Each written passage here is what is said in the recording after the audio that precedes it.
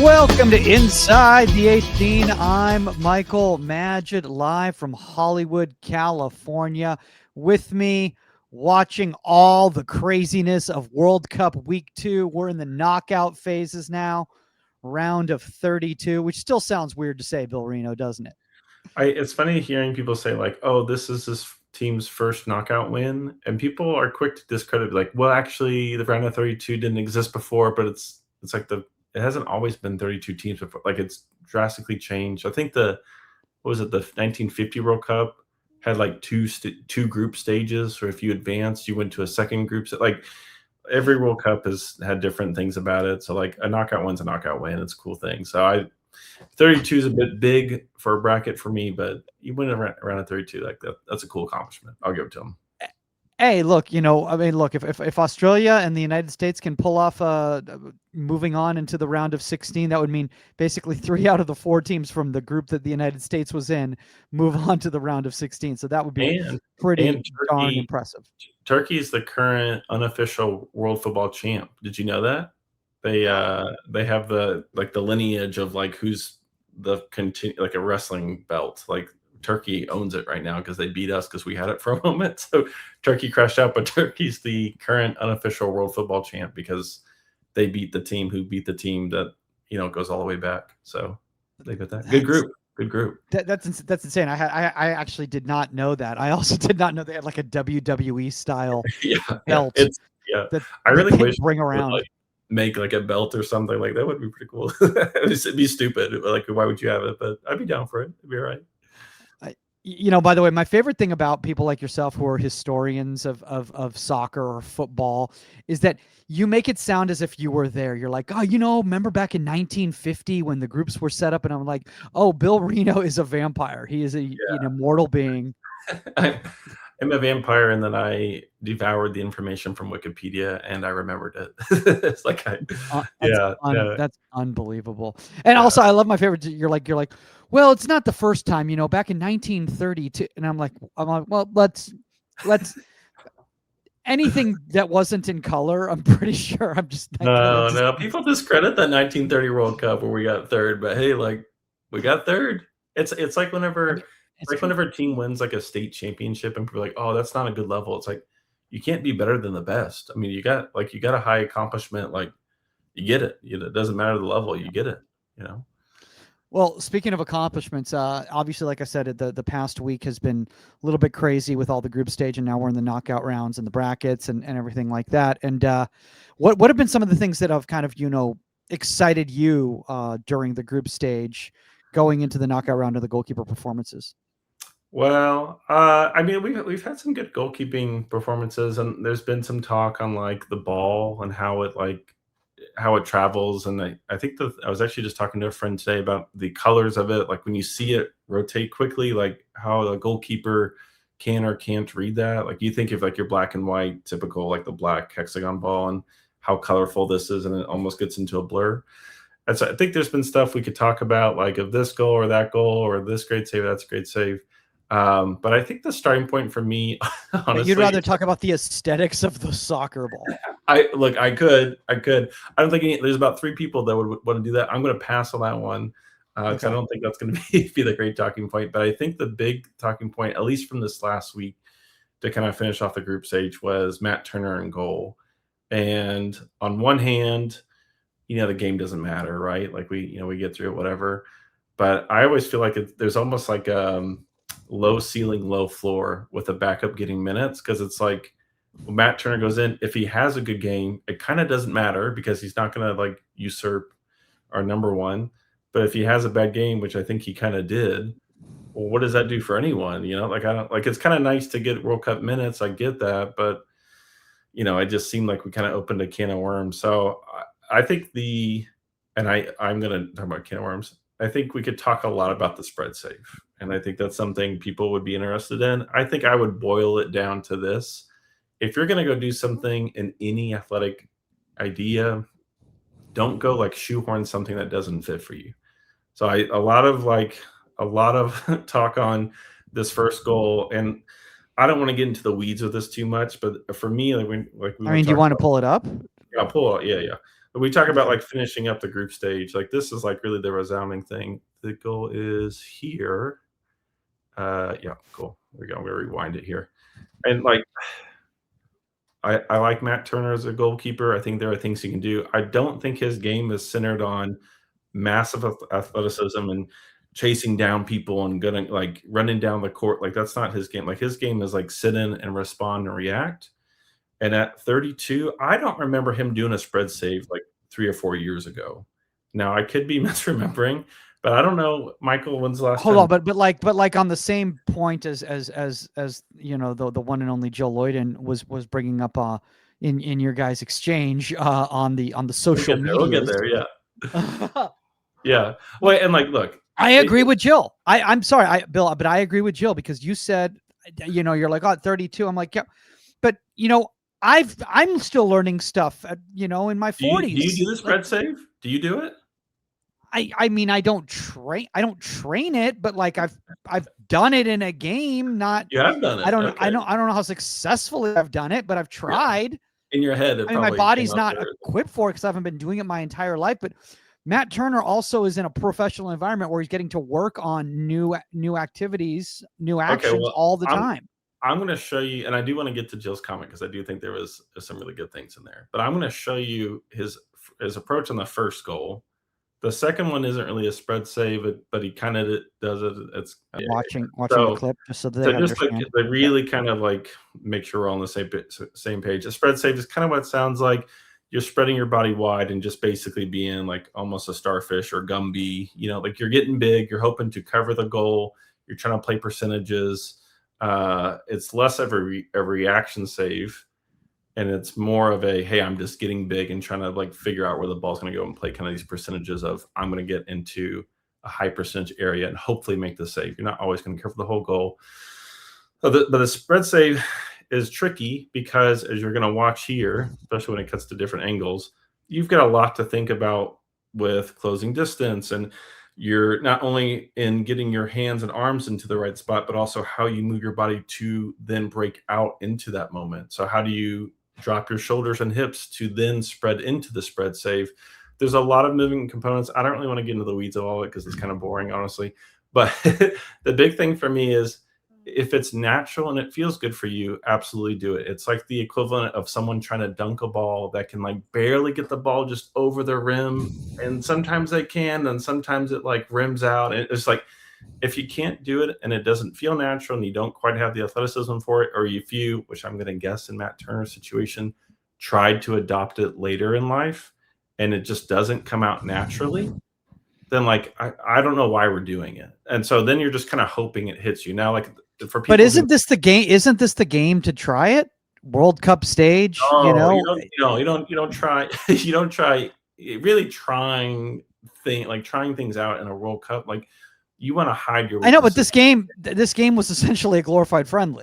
Well, okay, then in that sense, yeah, like you do whatever whatever you want to do. But I don't think it helps him. One, I don't think it helps his standing in the depth chart. Like it doesn't look good that he like sits on his ass here in a very awkward motion, where he's like trying to start going spread save, where like left knee's coming down, but because he's trying to react with the spread save, which is not, you don't react with spread save, you do it early so it hits you.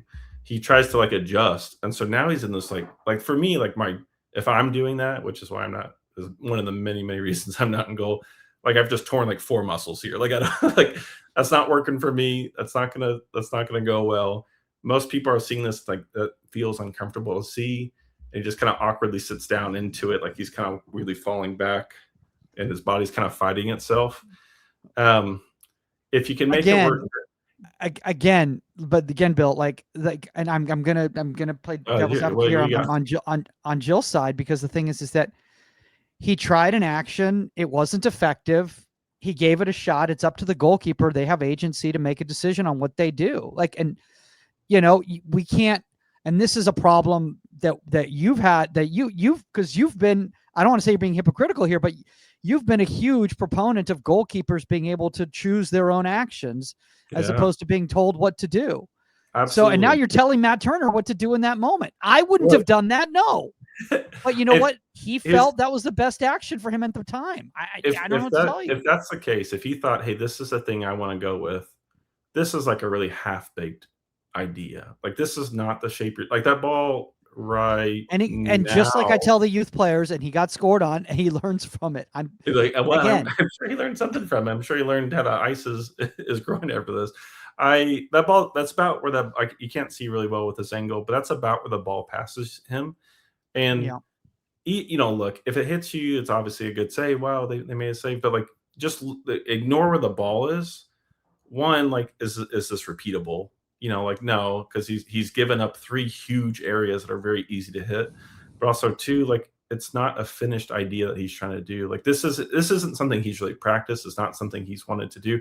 Honestly, if he did the spread save correctly, he probably makes the save. If I'm being honest, I'm not saying the spread save's necessarily wrong, but it's like the equivalent of like British Bake Off when someone talks a big game on something and then they get out and it's got the soggy bottom. And That's what's the the, first time all, anyone's ever compared Matt Turner to the British Bake Off. hey, for my British Bake Off fans, I know what I'm talking about. Unbelievable. Paul Hollywood Okay. hates the soggy bottom. Like this is a soggy bottom, right? Like, it's not a good look. It's not a coherent idea. I'm pretty sure his eyes are closed as the ball's passing it. Like, he actually could have made the save in a number of ways of just like weirdly contorting his body even, but he just goes But into I think this kind of brings up another point, Bill, and this is for all the young goalkeepers that are listening to this, or maybe their parents or whatever, is that sometimes it's about doing what you feel confident in and comfortable with, as opposed to trying to do what people tell you need to do, or what conceptually, you know, yeah. is being shown to be the most effective. Because uh, maybe you're right. Maybe what has gotten Matt Turner all the way to Arsenal and into Europe and everything like that was coming out 1v1 stock and then going for the smother on that ball, which is I don't, probably what I would have done. I'll be honest, and maybe that's what he would have liked to do. But as someone who's watched his career a bit, the reason why he started getting, I mean, this is my opinion, but the reason why he started getting a lot of success at the Revs when he was coming out of college, he was undrafted. Not a lot of people wanted him. Is because he really boiled down his game. And you watch him when he was in college, it was kind of frantic and kind of like this, where it was just kind of like a lot of energy overflowing. And he boiled his game down. And I don't know why. I never talked to him, never heard why. But he got it really simplified and kind of became a very, very passive line sitter, which allowed him to move his feet, which allowed him to read the play, which allowed him to react. Like, I go back to this goal here at the start, if I can find it. Like this, there's actually spacing he could just sit, like get set there. Like he could have done that. Now Yeah. we can criticize all day this and that, and like my criticism isn't that he got scored on. My criticism is not that he did the spread save or didn't do it, whatever. My criticism is he didn't come out with a coherent idea that matches his game. Like, if he got set and that guy tucks it around him, I don't think anyone's really getting on to him about that, because that's 8 yards he's got to go close down. Like, that's not. I mean, yeah, You know, I think you brought two really good things here, Bill. And for anybody who's watching it on video, I think this is really important. So if you're just listening to the audio, try to find the video, because the thing is that you've got two options here, in my opinion. Again, he's got agency when he's playing in the game. In my opinion, you hold, or it's fast approach. yeah. But he got caught in between, and then he tries to do the spread in kind of in between shape. So even the you're right, but even the fast approach, like, that could look like a lot of things. You could do the spread save, you could do that long barrier. He could have gone for, which would have been crazy, but he could have ggone for like a slide tackle, because that's kind of a big touch, and maybe he just thinks I can get a foot on that before. Like, I don't know. I would have Like, gone smother and tried to force the shooter outside of the direct space. yeah, So and I go the in and I try to affect the space. Really is what right, I would try to do. and the smother has its pros and cons too. The smother, that one of the big weaknesses is one, it doesn't have much height, because you're on your side, and your hands are together on one side and your feet are together on one side. You don't have much height, but also you've got the problem of the ball slipping into your hands, which happens all the time on the smother. So like there's no perfect scenario, No, but thinking of like, hey, like, this feels right for me, which is kind of the point. Like, and really, again, for these young goalkeepers that are listening, you know, it's a little different because y'all aren't playing in a World Cup game. So like, you get to try some stuff for sure, but really, you're kind of your compass you're looking for is like, hey, does this fit me? And is this going to work? And do I have repeatability with this? Can I do this again? And do I want to do this again? When I watch Turner make this or try to make this save, like it looks uncomfortable. It doesn't feel good. It maybe hurt him. That's not a repeatable action, and maybe he makes that save. You go back to Tim Howard's big game against Belgium in 2014. Some of those saves like aren't really repeatable, but in that moment, yeah, sure, it worked then. I won't say every save is always good or bad. Like there's always a nuance of this sort of stuff. But it looks uncomfortable. It's a half-baked idea. And we see it again on the third goal. I'm going to go ahead and jump there. Actually, let me do this. Oh, I know.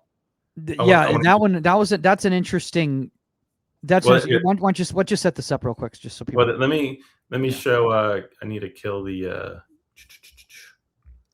There we go. This is Jill. So first of all, Jill, way smarter than me, way more important. I'm not. I'm not on her level. It was an honor that she tweeted at me. Thank you, but I think Jill is 100%, and there's more to this thread here that I didn't clip, but just to say, I very sarcastically retweeted it with saying "spread save apologist speechless" here. Because I thought it would be a funny thing to say. But this is going into the third goal, and we'll show it here in a sec. But Jill says, there's no debating that spread is a viable choice in some situations.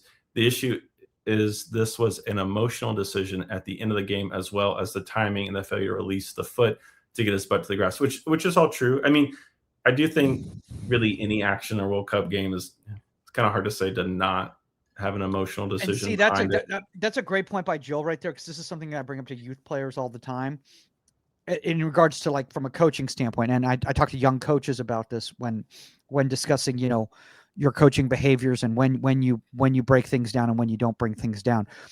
If the intent is there,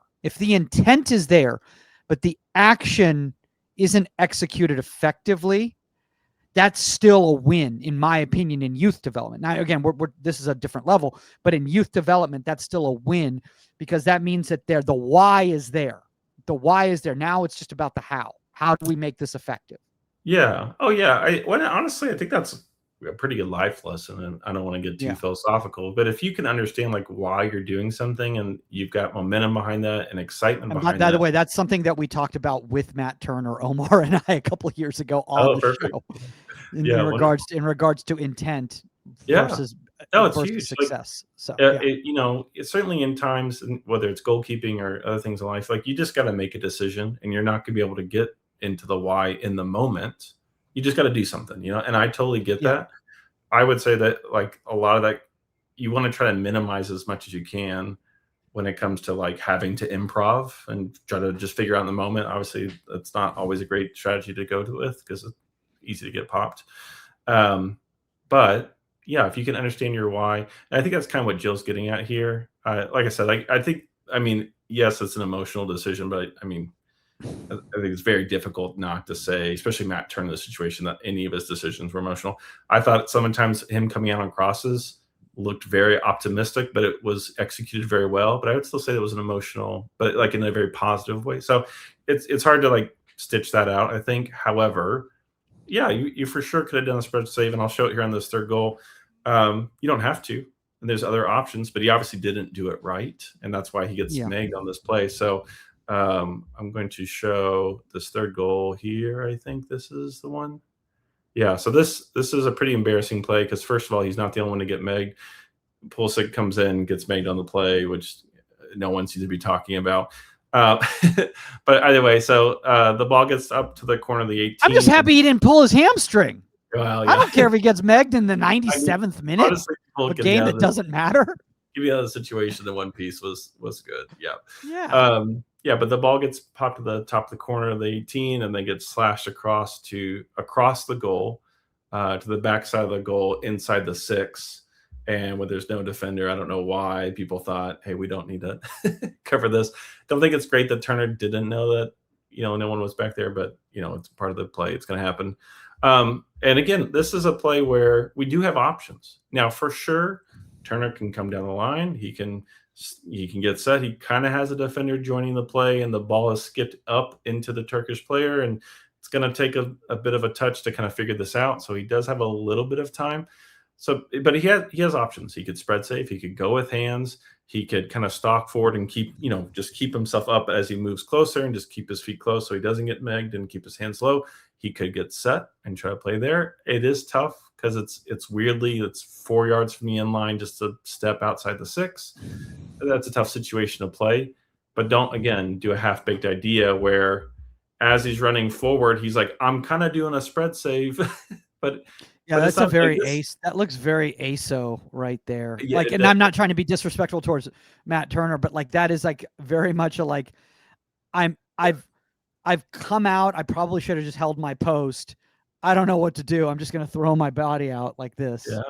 Well, and I think sometimes these, I think an ASO comment is actually incredibly apt because, I mean, it feels kind of rude, but it's the reality that like this isn't a great approach to this. And sometimes in 1v1s, the thing that feels really awkward is actually incredibly effective, where you shut down the high percentage areas and you're kind of weirdly cumbersome, maybe turned over a little bit, but because it's on the inline situation, you don't really want to go to ground because it's takes some time and maybe a hole pops open, which happens in this case where he's got his arms for some reason just like in a T shape out wide, and then he's got his right knee down, but he's like doing a lunge forward to it. It looks like a calisthenic exercise or something that he's trying to do. And the only really option the striker has is just go for the meg. There's not really anything else he could try to lift it or try to dribble around, but like both so those. In that case, he did. So in that case, he, based on his scenario, based on his situation that he was already out, because again, I would have just held the post there. I don't think that guy's got anything if I just hold my post right there. Yeah, I mean, there's pros and cons. He could go for like you remember the 2010 Donovan aim for the head Slovenia goal where he just drills it at the keeper's head and the keeper. Oh yeah, I mean, dude, yeah, of course, goals are going to get scored. So it's like I'm not saying that I can stop everything that's happening, and also I've never played in a World Cup at SoFi Stadium, so I don't know what that's like. But at the same time, if I was playing men's league right now, I would have held my post, which might be equally nervous. So it's comparable. Yeah, it is because that turf is not as well maintained as that. So that's going to be like bouncing around. Yeah. No, look, we can argue everything, and I think this is also one thing too is there's hindsight is 2020 when I'm talking to youth keepers, because a lot of the times, and I do this myself too, even when I'm playing, is like I go about, oh, I should have done this, I should have done this, I should have done this. Well, I didn't. So because I didn't, I had my options were this and this and this. So I went with what I thought would work based on the fact that I'd come off my post. And again, well, and I don't know. I would say I wouldn't spread there either. And I don't even know if he was trying to spread there. For me is he also could have just held shape there too. And he's not even tried to go down. Yeah. He's not the trait where it's like a kid's going to look at that game and be like, I want to play fearless like Matt Turner. I want to play complex like Matt. Like there's no, and like look, he's not the only goalkeeper to have a bad game, but like, that's the selling point of having a national identity where you can look at a Bryce Scurry and say, I want to play fearless like Bryce Scurry, or I want to play kind of aggressive like Tim Howard. I want to play in a way that accepts responsibility. Like you should have these ideas that we can adapt to and hop on, so that when you do get in a moment, you're like, oh, I'm not quite sure what to do. Well, I know my thing is I'm a great communicator, and I'm going to solve it through organization as much as I can. Like you should have these. It's fun. It's funny that you said that, because I'm just thinking about this right now. Is that like is one of the biggest problems in goalkeeping development right now in our country is that we're trying to develop goalkeepers like everybody else, as opposed to doing what has worked successfully in America for years in regards to our goalkeeping identity. Well, I'll still. And I know the game has changed and everything like that, but you're bringing up fearlessness or whatever. It's like, what would you say is the goalkeeping identity of an American goalkeeper? Wait, I was going to say, I'll steal something from Jill, again, way smarter person than me. Probably in all aspects, but certainly with at least goalkeeping, I'd say.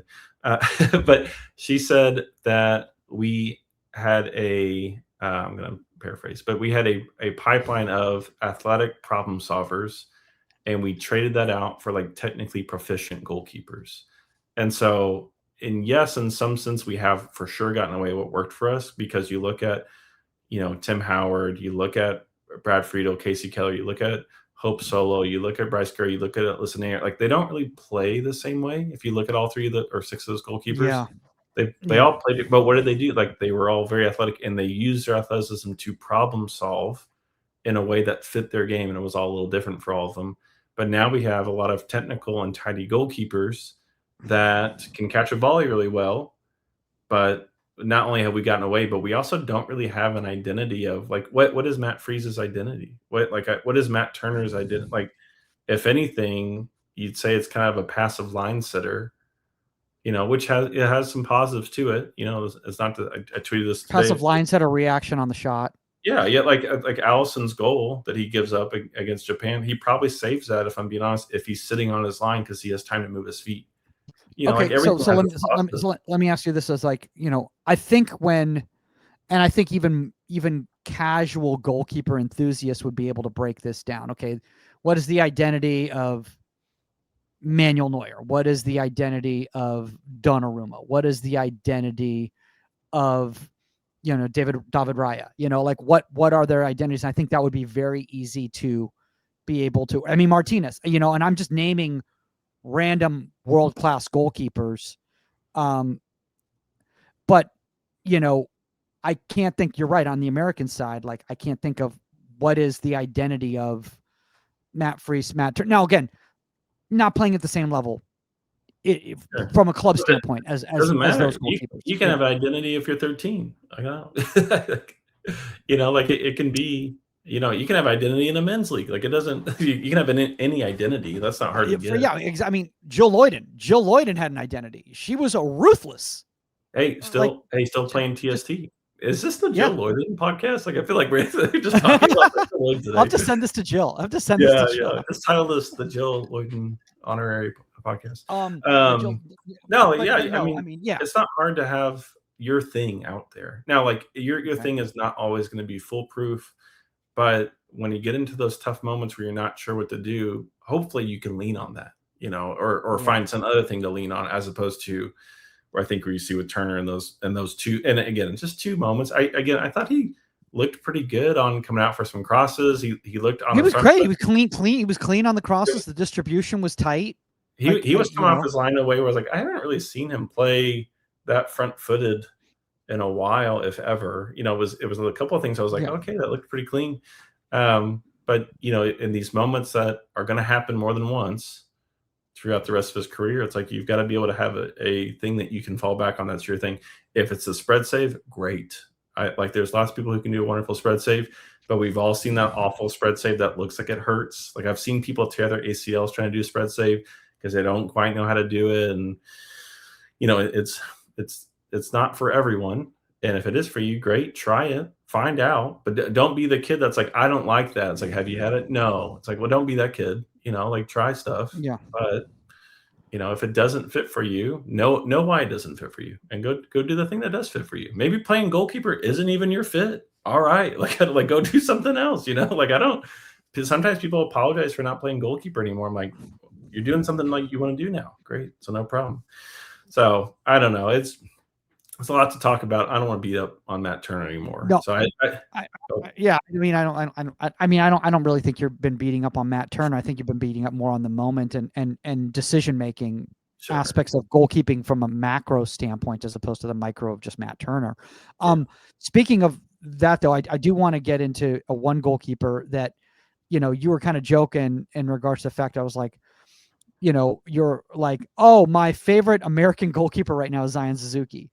Who, if you guys are not familiar, he's the Parma goalkeeper who may be on his way to the Prem any day now after the Cup, it looks like. And hell, heck, he might even be going to England right now after they finished off the match today. Unfortunately, against Brazil, which he some phenomenal saves in that game.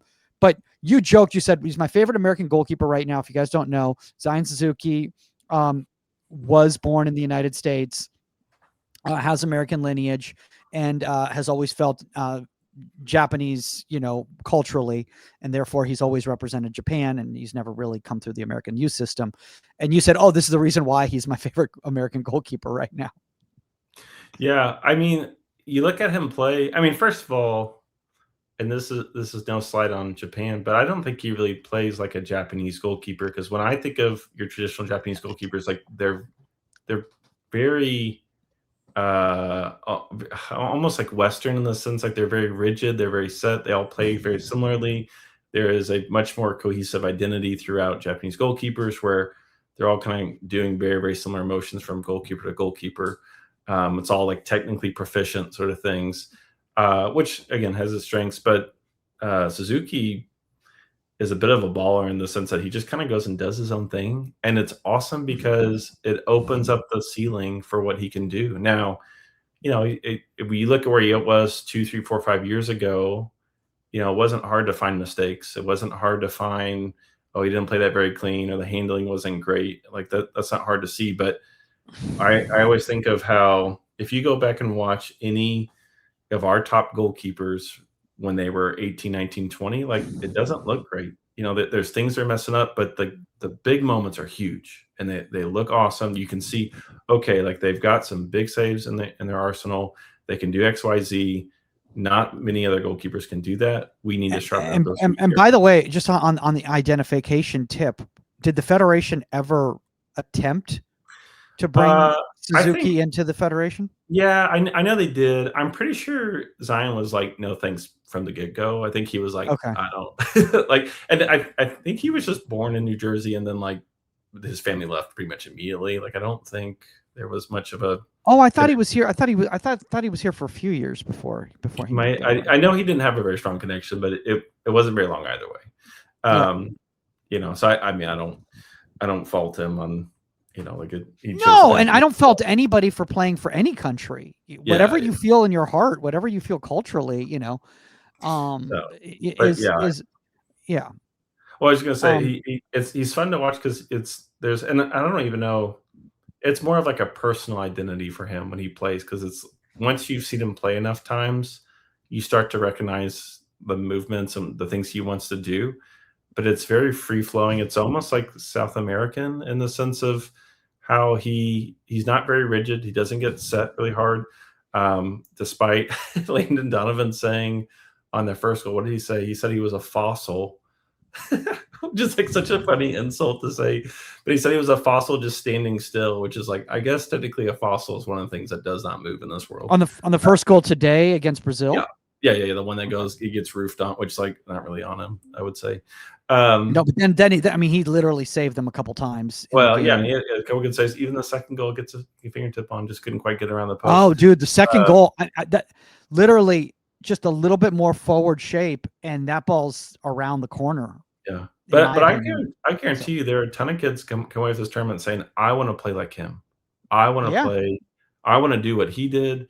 I'm not saying every kid, but like you're gonna get that. But if we're counting out our number one in any position, and kids are just kind of like, it's fine. Like, okay, like what are we do? Like you can find something to still work with a team. I'm not saying you have to be crazy about it. So no, I think you are right though. I think you are right though. Like kids today, let's just say like, back in the day, about 15, 20 years ago or whatever, like kids were literally aspiring to be Tim Howard. Like kids today, when I talk to the kids, like, and that's not like there weren't other goalkeepers in the world or whatever, but like they literally identified with like Tim Howard or Casey Keller, Brad Friedel, that sort of a thing. Like, and now the kids obviously exposure too. I mean, the kids can literally watch any Prem game, Champions League game, Serie A game, whatever, any moment they want. But what do I always hear when I'm training kids?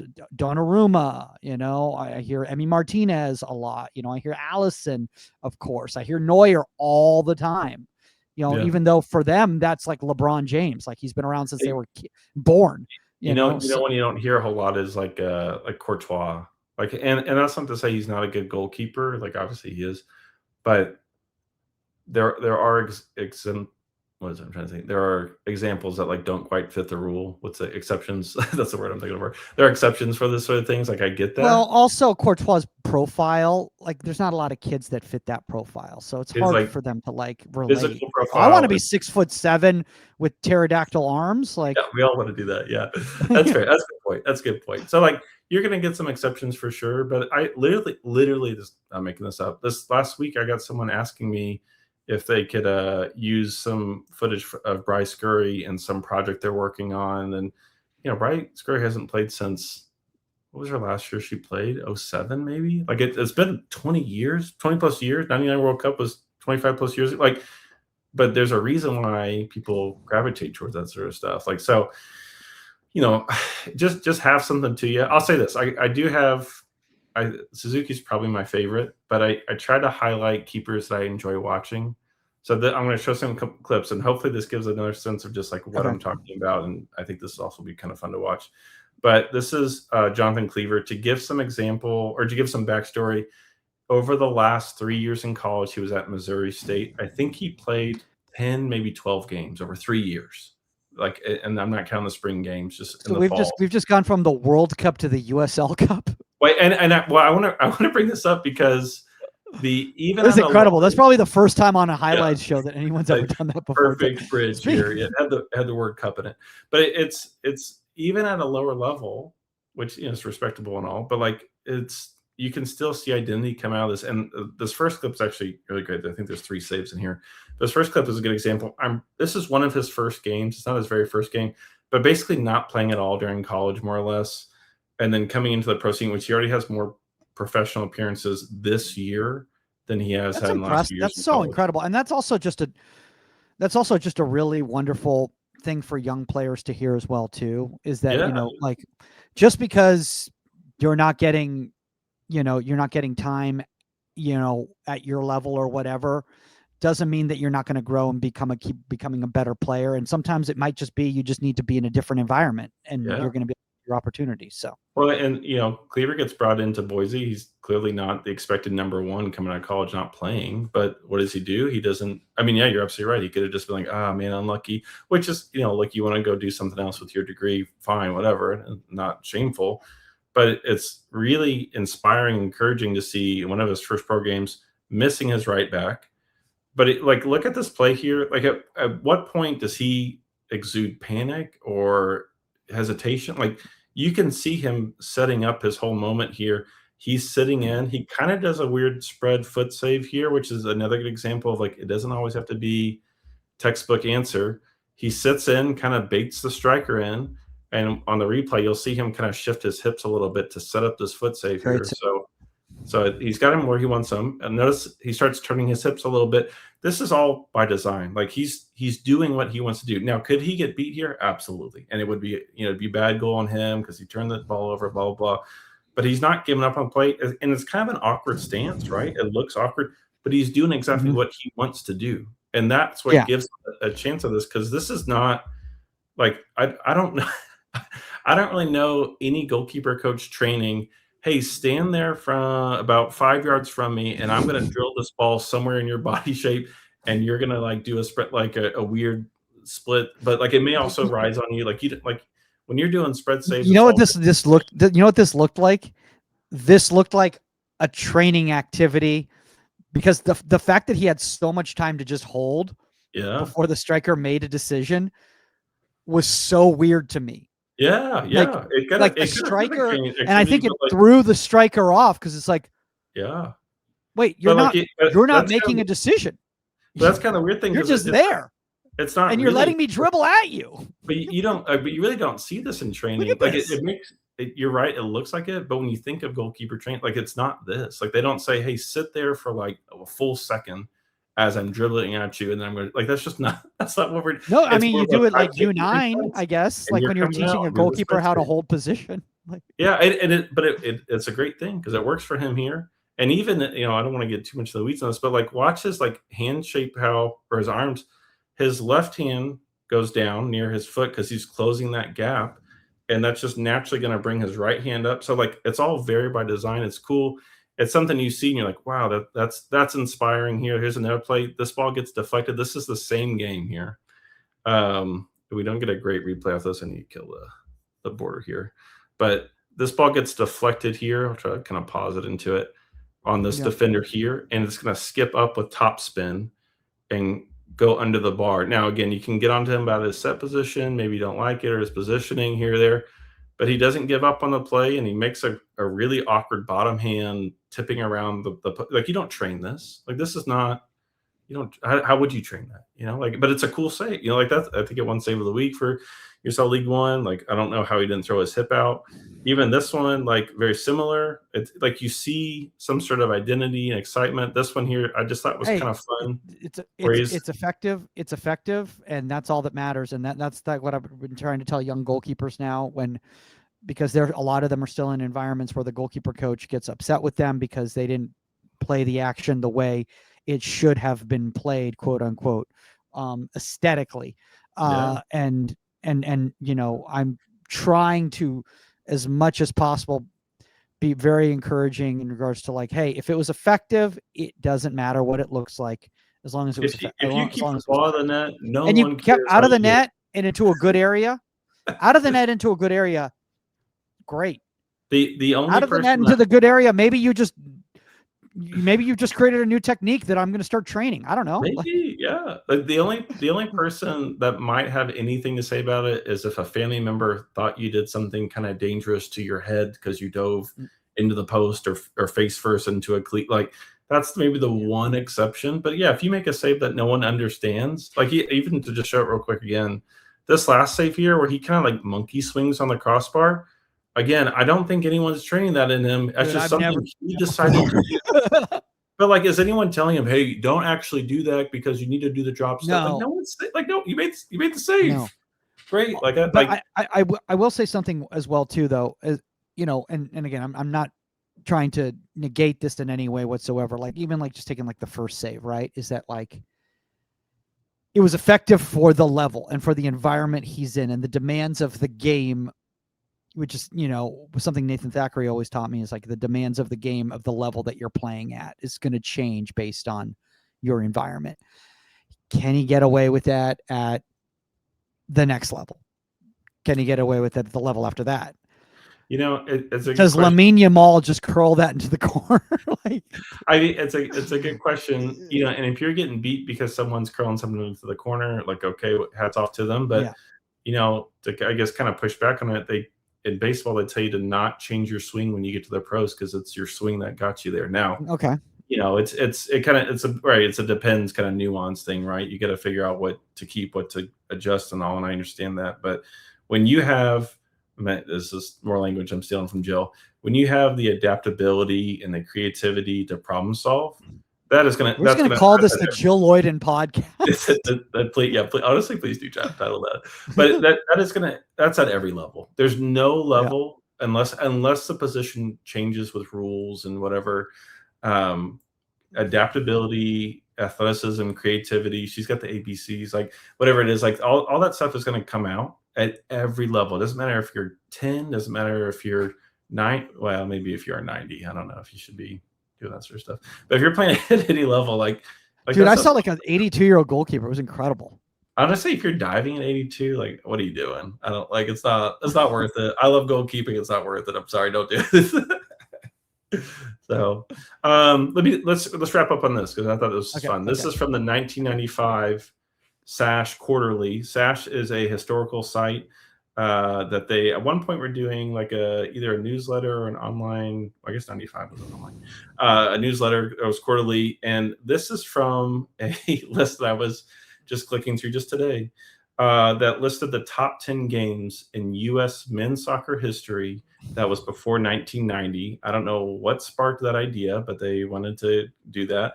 And they said that the 1-0 win in 1950 over England was one of the top 10 games. And I'm just going to read this here. This is the one that everyone knows about. Did they make this into a movie? They did, yeah, which is also like, okay. No, remember that, a movie was built out of this, and then someone also wrote this. They wrote this before the movie was made, but this is still very funny to me. This is the one that everyone knows about, but some dismiss it as not terribly significant because it didn't spark a huge growth in the sport in the United States, which is true. There was only like 2 national team games for the next 2 or 3 years. Like nothing really happened after the 1-0 win over England. However, as they write on, it has plenty of significance if you look at it from the English standpoint. This game was the first nail in the coffin of England's long-held assumption of its own superiority over the rest of the world, which is awesome that Sash is saying, hey, not really important for the U.S. However, it was devastating for the English. And in that, it really was important for the U.S. that we put a nail in the coffin for England. So I thought that would be a great thing to kind of wrap up the podcast with. I think that's awesome that Sash wrote that. Sash, great website, great effort, great people. I love what they do over there. And I was happy to stumble on that. So I really enjoyed that. I want to talk about one more thing before we get off. If you got a couple minutes right here, what do you got? And that is, I just want to kind of put a what's the nail, not nail in the coffin. That's a terrible analogy. That was horrible. A pin in it. Okay. I just want to put it. No, a pin. Isn't that what it means when you're like finishing something, like finishing putting on like pause? Yeah. Anyway, I just want to put on the final dot the whatever analogy you need. Dot the I's, cross the T's, and put a bow on it. Okay. On Manuel Neuer's international career.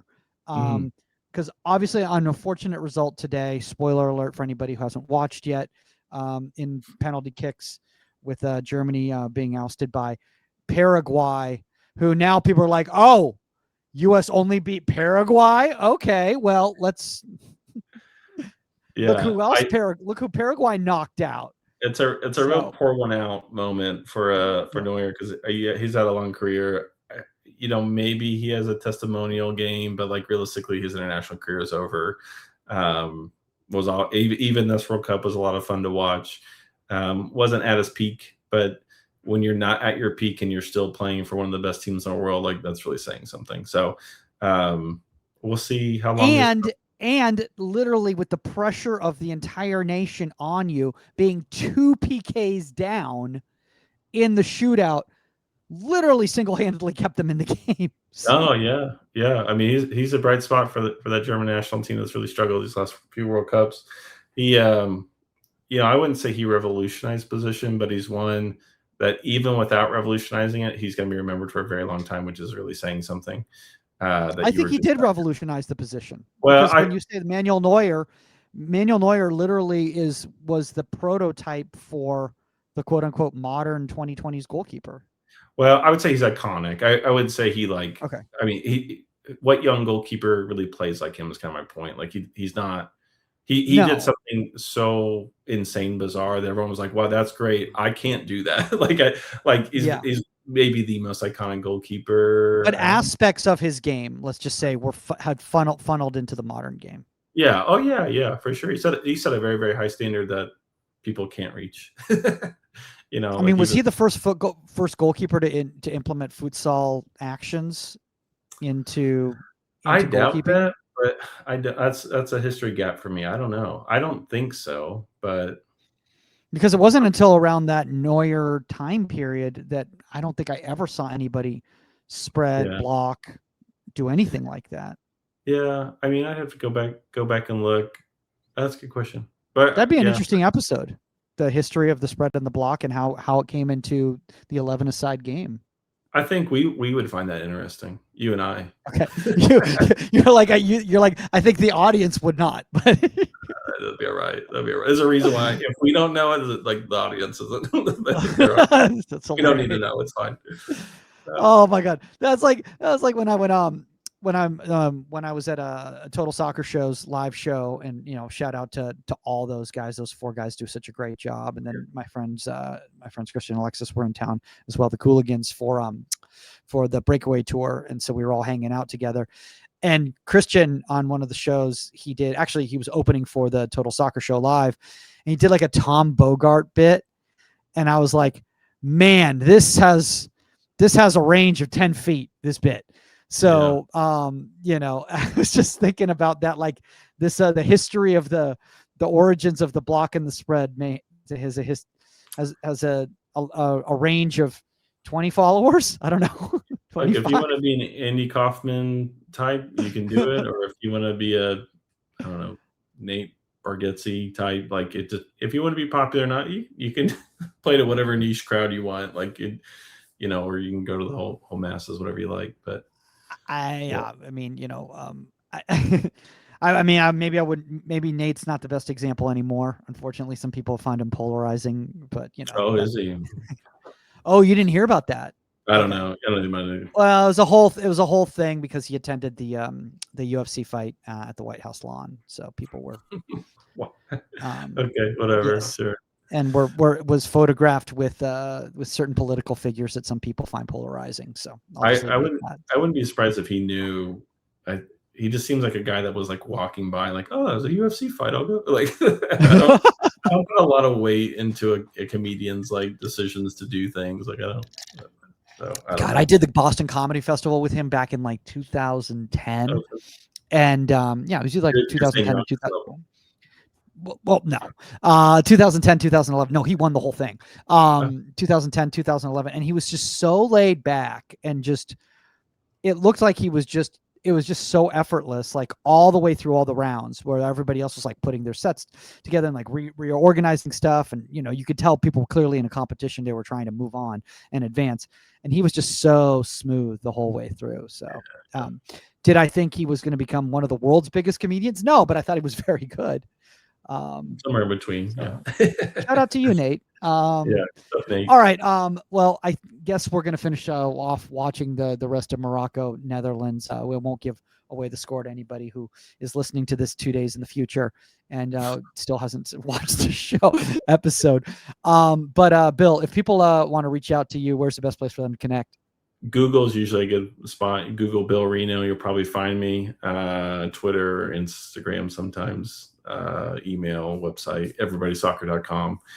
Those are probably, but you Google Bill Reno, you probably find me somehow.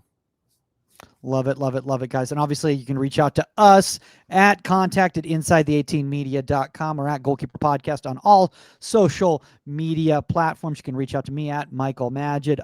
If you want to see me in a film, I am in a film at the LA Shorts International Film Festival, which is an Oscar eligibility film festival. So we're very excited to be a part of that for a film that I'm in that was directed by Arnold Setiati. It is called Something's Good Is Going On, and that'll be July 30th to August 12th in the Los Angeles area. So if you are here, I will send you all the details on that. That is all the time on Inside the 18, and we are out. Later, guys.